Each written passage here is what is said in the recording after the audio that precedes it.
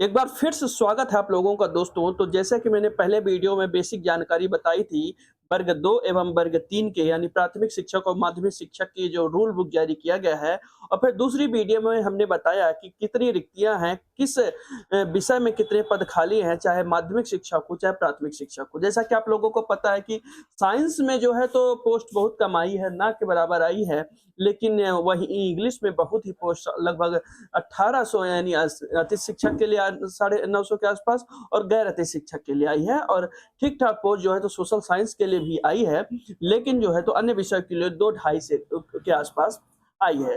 तो चलिए हमारा ध्यान एक पोस्ट पे रहता है, तो हम आगे बढ़ेंगे और थोड़ी-सी बात करेंगे आज सामाजिक विज्ञान के सिलेबस के बारे में। सामाजिक विज्ञान यानी सोशल साइंस के सिलेबस के बारे में एक-एक करके हम सिलेबस को आप डिस्कस करते रहेंगे। आप लोगों की क्या प्रतिक्रिया रहती है और फिर उस हिसाब से हम आगे बढ़ेंगे।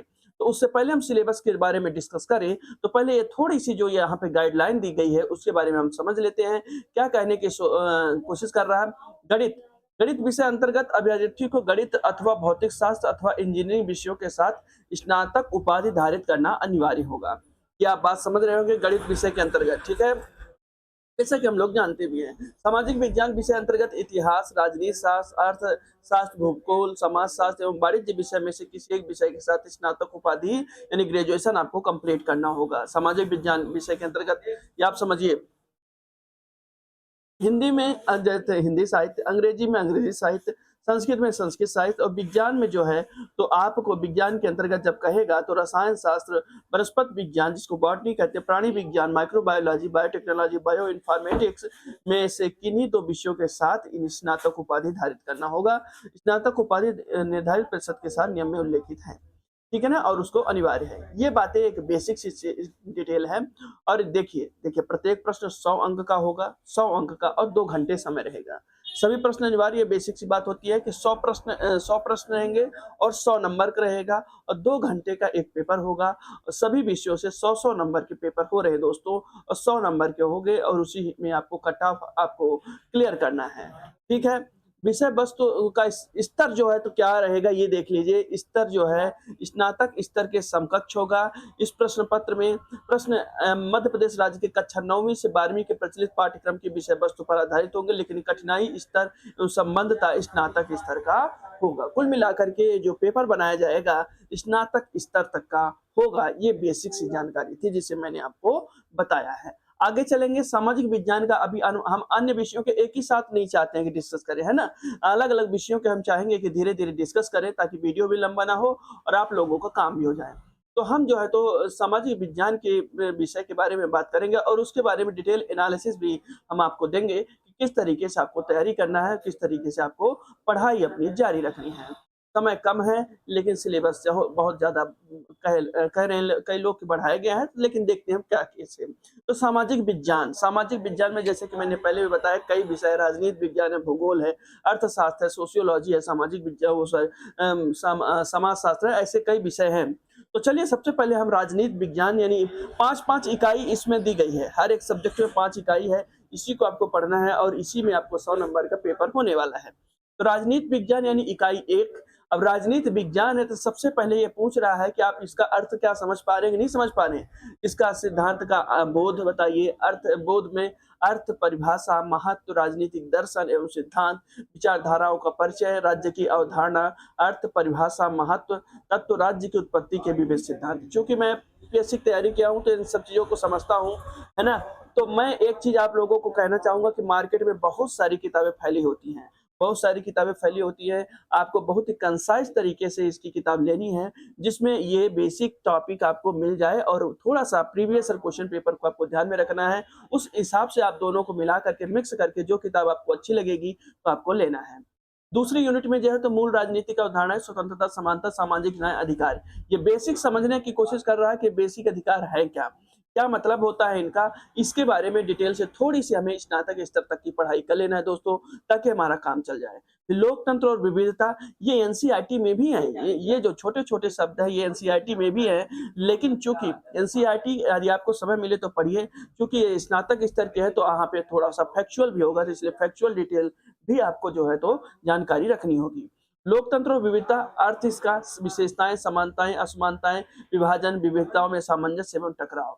यहाँ पे जो अब इसको पढ़ते पढ़ते, ठीक है, राजनीति विज्ञान है यानी पॉलिटिकल साइंस है, तो यहाँ पे पॉलिटी से थोड़ी सी हट करके बातें होंगी, यानी थोड़ी सी आपको जो है तो राजनीति विज्ञान विषय के बारे में आपको रुचि रखनी होगी और उसके बारे में पढ़ाई करनी होगी। फिर देखिए भारत का संविधान है, अब फिर आ गई वहीं पे बेसिक लक्ष्मीकांत जैसे है, तो लक्ष्मीकांत आप देख लीजिएगा, पढ़ेंगे कि नहीं पढ़ेंगे, इतना सिलेबस है थोड़ा सा। तो भारत का संविधान, आवश्यकता, गठन, निर्माण की प्रक्रिया, उद्देश्य का स्रोत, विशेषताएं, मौलिक अधिकार, मौलिक कर्तव्य, नीति निर्देशक तत्व, संविधान संशोधन प्रक्रिया, ये इतने बेसिक सी चीजें हो चुकी है पॉलिटी में कि हमें, मुझे लगता है कि जो हर विद्यार्थी पढ़ने वाला है लगभग उसको ये कहीं ना कहीं से वो सुना रहता है, तो इसको आप देख सकते हैं। केंद्रीय व्यवस्थापिका कार्यपालिका जिसको कहते हैं, भारतीय संसद हो गया, राज्यसभा, लोकसभा, और फिर जिसमें राष्ट्रपति भी होते हैं, लोकसभा अध्यक्ष के कार्य है, संसद की विधायी प्रक्रिया है, राज्य व्यवस्थापिका हो गए। उसी तरीके से मेरे अपने राज्य के बारे में थोड़ा सा मुख्यमंत्री और राज्यपाल के बारे में भी ध्यान देंगे। संघवाद, केंद्र एवं राज्यों के बीच संबंध है, बहुत ही बेसिक सिलेबस है, कठिन नहीं है दोस्तों। अब ये कह सकते हैं कि आप पढ़े हुए इसलिए कह रहे हैं, नहीं, आप भी पढ़ेंगे तो आपको रुचि, पॉलिटिकल साइंस बहुत रुचिकर सब्जेक्ट है। फिर केंद्रीय कार्यपालिका इकाई 4 में राष्ट्रपति निर्वाचन कार्य एवं शक्तियां, अभी जैसे कि कुछ ही समय पहले निर्वाचन हुआ था, तो उस समय आप लोग चर्चा में रहा, तो यदि आप देखे होंगे तो आया होगा। अभी प्रधानमंत्री निर्वाचन कार्य एवं शक्तियां, मंत्रिपरिषद गठन, भूमिका एवं कार्य, राज्य कार्यपालिका, ये सब अभी चुनाव हुए हैं, इनके आप बेसिक से पढ़ेंगे। और न्यायपालिका, उच्चतम न्यायालय, उच्च न्यायालय गठन सकते हैं, बहुत ही प्यारा सिलेबस है दोस्तों। और स्थानीय स्वशासन 73वां एवं 74वां संविधान संशोधन, राष्ट्रीय एवं राज्य मानवाधिकार आयोग। मैं यहाँ पे इतना कह सकता हूँ कि जो पीएससी का विद्यार्थी होगा, यूपीएससी का विद्यार्थी होगा, यदि वो बीएड किया होगा और ये पेपर दे रहा होगा पॉलिटिकल साइंस, उसके लिए ये मतलब बहुत ही मजेदार सब्जेक्ट होगा और वो बहुत ही आसानी से क्लियर करेगा इसको।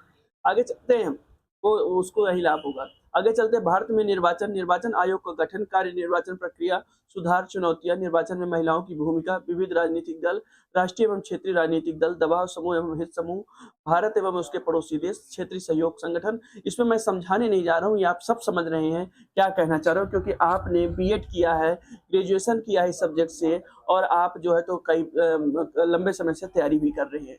तो ये एक सिलेबस है 5 यूनिट का दोस्तों, पॉलिटिकल साइंस का। मुझे नहीं लगता कि आपको कठिन लगा होगा, कहीं से भी कठिन नहीं है दोस्तों। ये यदि चेंज भी हुआ है, मुझे पहले का तो मैंने देखा नहीं, यदि चेंज भी हुआ है तो कुछ भी कठिन नहीं है, बल्कि उसने बहुत ही व्यवस्थित सिलेबस बनाने की कोशिश की है। ये मेरा ओपिनियन है, ये मेरा मतलब मुझे समझ है मेरी, जो कि सिलेबस देखने के बाद हमें आ रही है।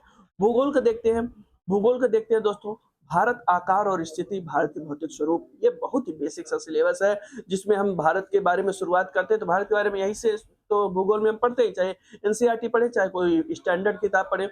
स्थिति, आकार, भारत तथा विश्व के पड़ोसी देश, भौगोलिक वितरण, हिमालय के पर्वत श्रृंखला, प्रायद्वीपीय पठार, उत्तरी मैदान, भारतीय मरुस्थल, तटीय मैदान, द्वीप समूह, ये बेसिक सिलेबस है दोस्तों, बेसिक है एकदम, ये इसमें परेशान होने की जरूरत नहीं है। उन हवा के चक्कर में ना पड़िए कि लोग कह रहे ये हो गया, वो हो गया, कुछ नहीं हो गया, बहुत ही सिंपल सिलेबस है, मैं आपको बता रहा हूँ। आप 9th की एनसीईआरटी आप उठा लीजिएगा, ये पूरा सिलेबस आपको यहाँ तक करना मिल जाए तो बात क्या। ठीक है, 9th की एनसीईआरटी भूगोल की।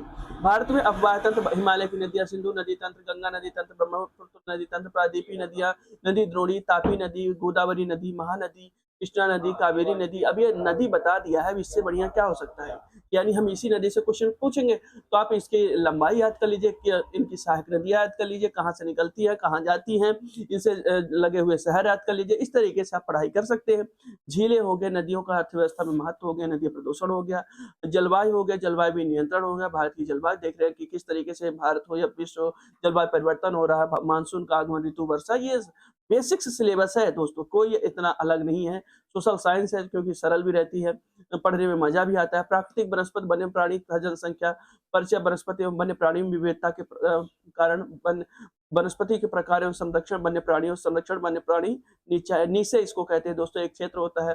जनसंख्या परिचय, जनसंख्या का आकार एवं वितरण, भारत में जनसंख्या घनत्व, राष्ट्रीय जनसंख्या नीति 2000। और ये बहुत ही बेसिक सिलेबस है। मुझे तो ऐसा लग रहा है कि मतलब क्या ही बताऊं आप लोगों के लिए। कौर होगा, जिसको मतलब कौर का मतलब होता है बघेली में दोस्तों की, जो लपालप खा ले, मतलब उस तरीके से, है ना। संसाधन और विकास है, संसाधन और योजनाएं, भारत में संसाधन, प्रमुख योजनाएं, संसाधन संरक्षण, भूमि संसाधन, भारत में भूमि उपयोग, अवकरण, और ये चीजें हैं। जल संसाधन है, कृषि है, विनिर्माण उद्योग है एवं परिवहन है। बहुत ही प्यारा सिलेबस है दोस्तों, बहुत ही प्यारा सिलेबस है। कोई भी किसी भी बहकावे में ना आइए आप लोग अच्छे से पढ़ाई करिए, लग जाइए, चाहे एनसीईआरटी को भी थोड़ा-थोड़ा पढ़िए ताकि और अच्छे समझ में आ जाए और इसी तरीके से पढ़ाई करते रहिए और एक स्टैंडर्ड बुक लीजिए। दोस्तों धन्यवाद। अगले में मैं ब बताऊँगा इतिहास अगर के सब्जेक्ट में, तो आप जुड़े रहिएगा। धन्यवाद।